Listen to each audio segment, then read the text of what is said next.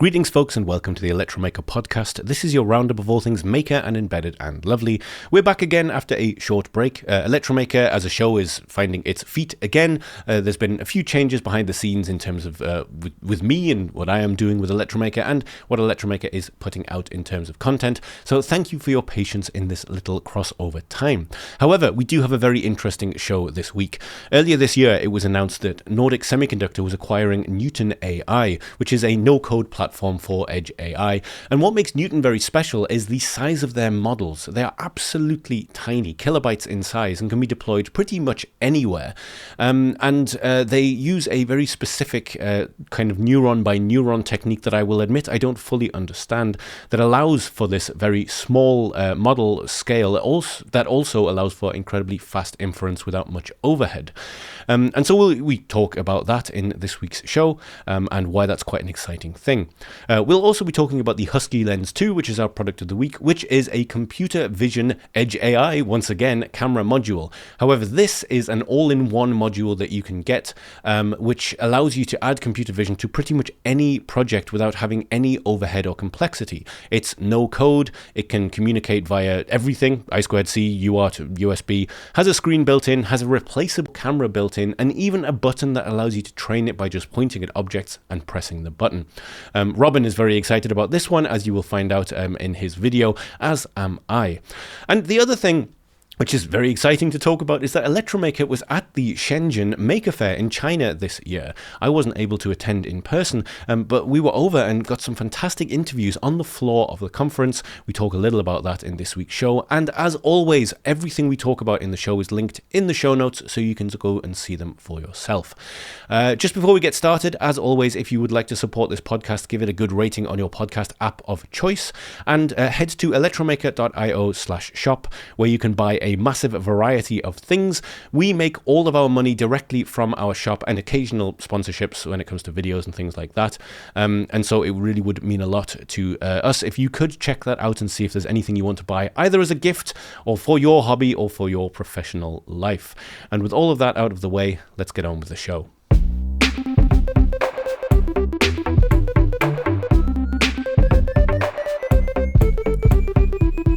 We're going to start this week's show with the news that Nordic Semiconductor and Neuton.AI are now one unit. Nordic has acquired Neuton, and if you're not familiar with Neuton, they are a no-code AI platform. There are other similarities out there. The big similarity that usually comes to mind is Edge Impulse.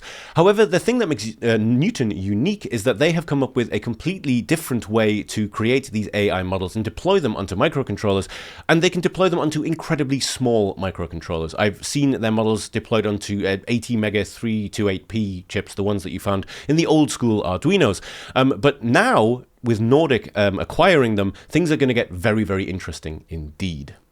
So the acquisition was initially talked about in June this year, but now there is not only the news that Neuton is being acquired by Nordic, but a little idea about what the future might look like.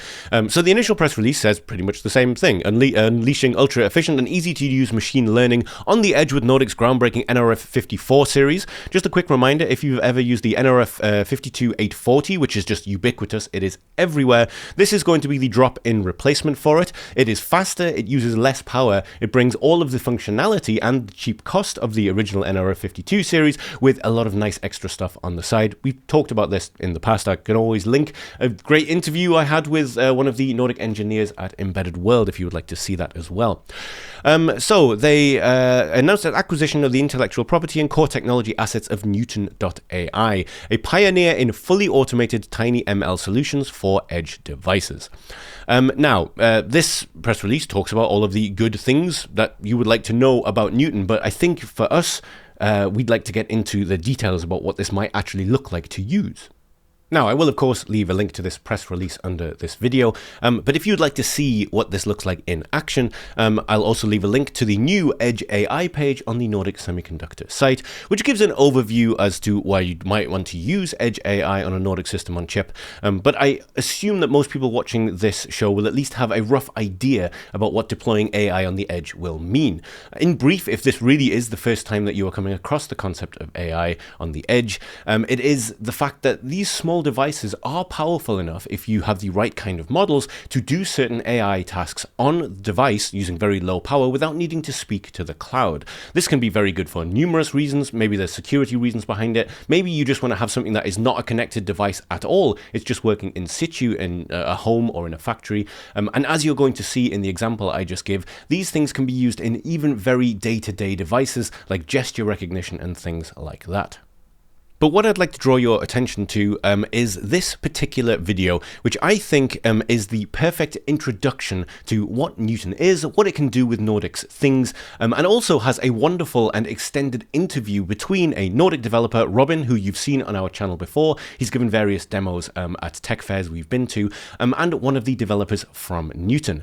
So this particular talk gives a little bit of an example about what Neuton can do.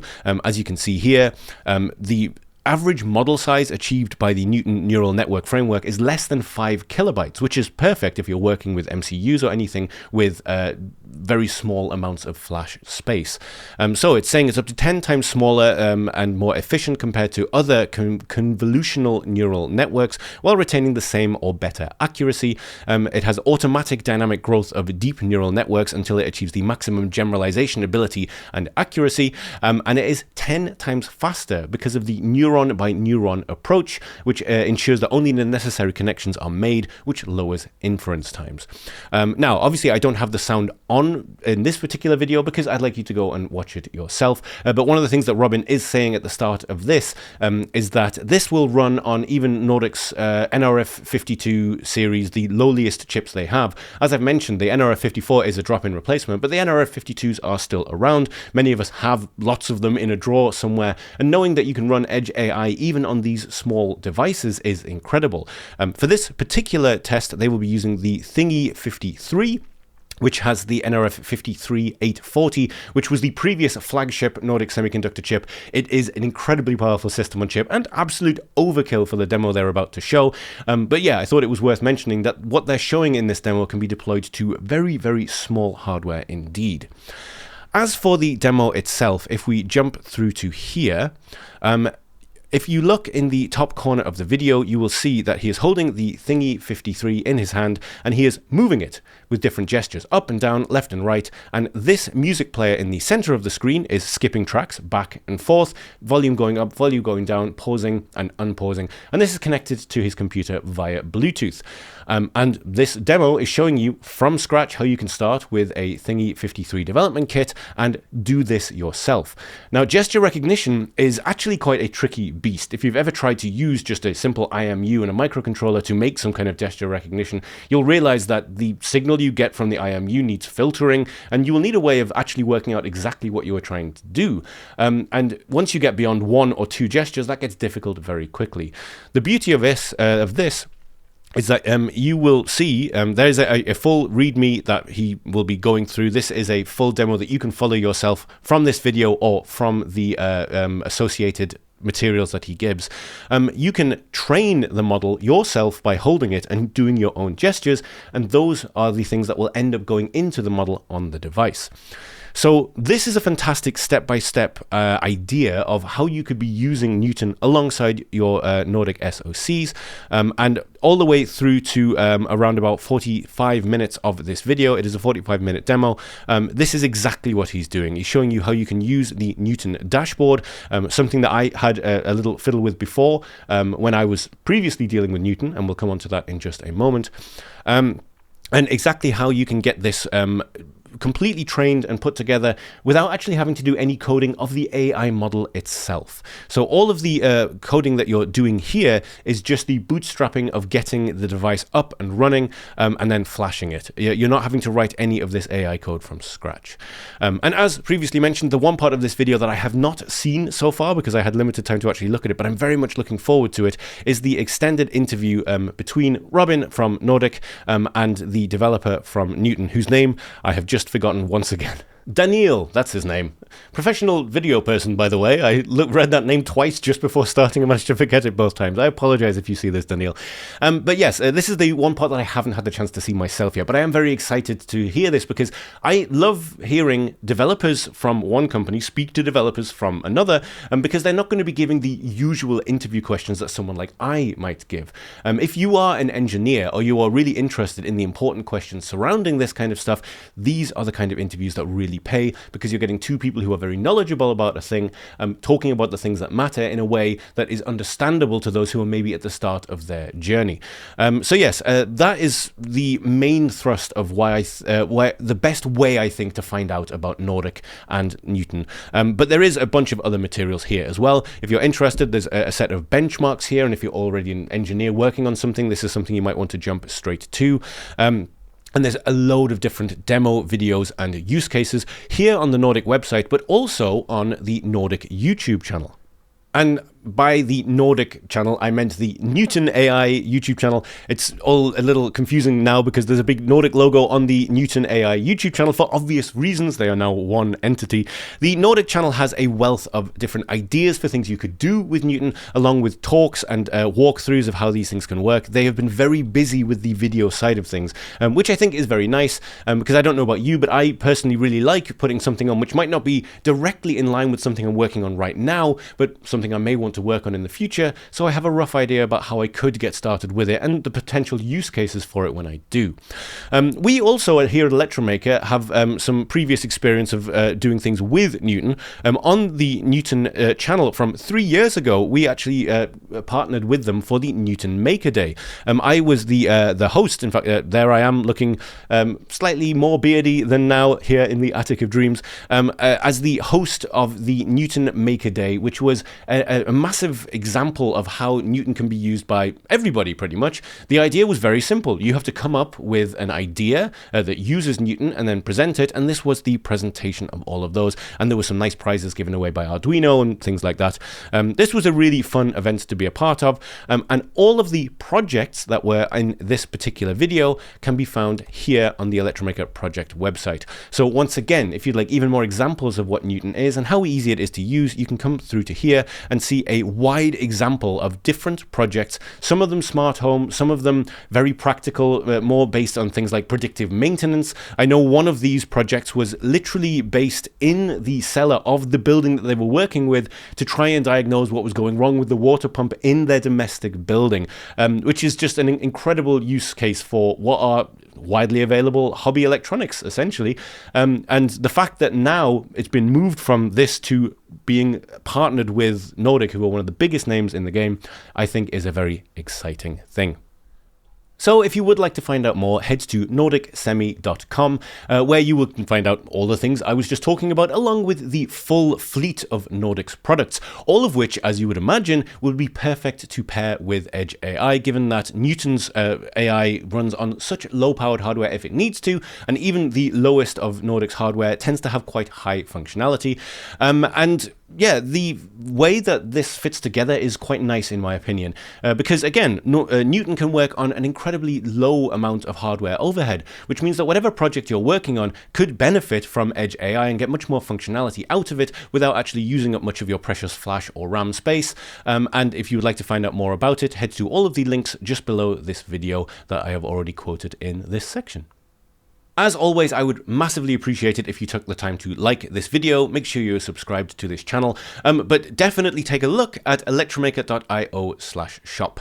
Our online store is the primary way that we are trying to fund Electromaker. We do take sponsorships from companies every now and again in terms of videos, but we do not make any money from YouTube and YouTube advertising. So really the main way that you can support us if you enjoy the things that we make is to buy stuff from our online store. There is a vast variety of things in there from the first hobby kits that you could buy for people maybe as a gift, through to industry standard modules and development kits. And of course, if you need a lot of something, please do give our shop a call, because we can source large amounts of components for companies as well, if that is something required.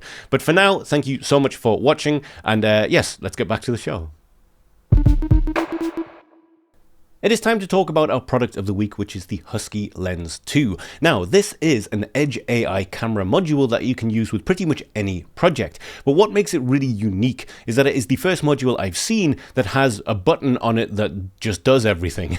And that might sound a little bit over the top and ridiculous, but this really is somewhat the case. And because the module itself, which we're going to look at in a moment, and of course Robin has the full video on, has a button on it that allows you to simply point at an object, press the button, and the HuskyLens will learn what that object is. And as always, we will be giving one of these away. I'll give you details as to how you can enter that competition in a moment.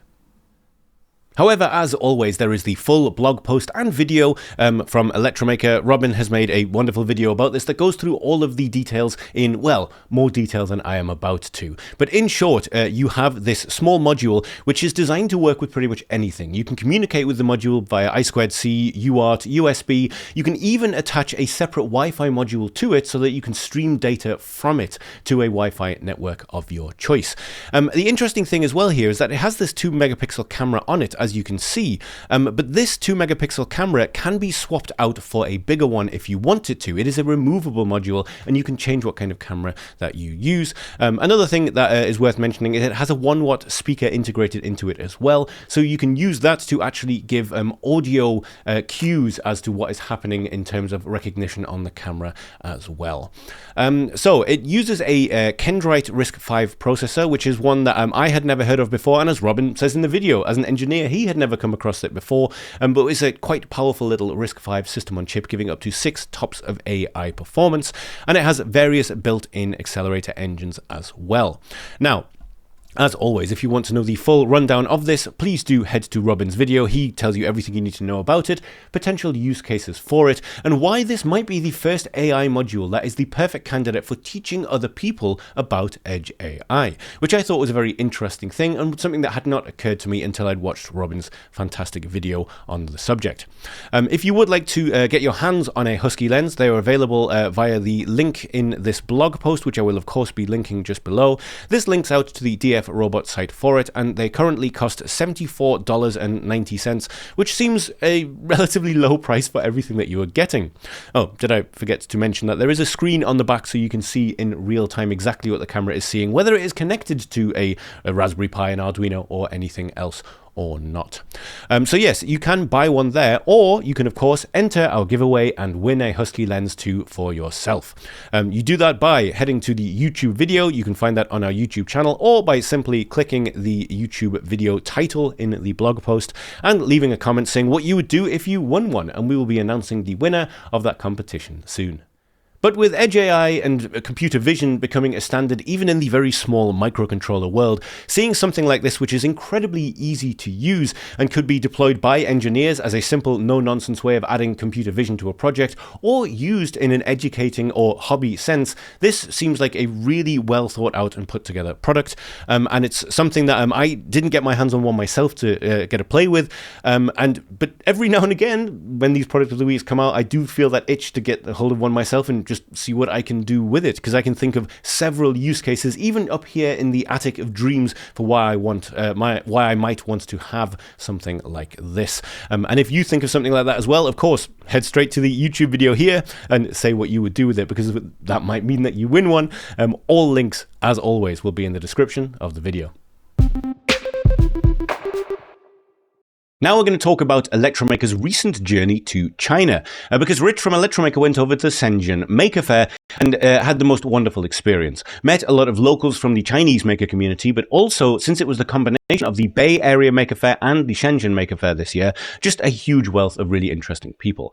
I will point out, by the way, it wouldn't be an Electromaker show if the Attic of Dreams wasn't beset at all sides by noises. There are people doing some works outside. I have every kind of noise suppression thrown at this microphone that I can, but if it sounds like someone is cutting trees not too far from this building, it's because someone's cutting trees not too far from this building. Now, to get a general overview of what Rich's experience was like, he has written up a blog post on the Electromaker blog, which, as always, will be linked in the video description below. It's quite a long blog. It covers quite a lot. I'm not going to sit and read a blog post to you. I don't think anybody would be too interested in that. Although, if you would, please do leave a comment. Maybe that could be a little side series. But this is the Maker Faire blog that he wrote, which covers a huge amount of information. Things like exactly what happened on the event on any given day, timelines of things, the kind of hands-on workshops you may expect, and also things that were happening as satellite events throughout the city of Shenzhen. And by the way, if I am pronouncing Shenzhen wrong, please do correct me in the comments. I do like to try and pronounce things right. I know it's a bit of a running joke at this point that I get it wrong sometimes, but yes. There's a few things here that really jumped out to me.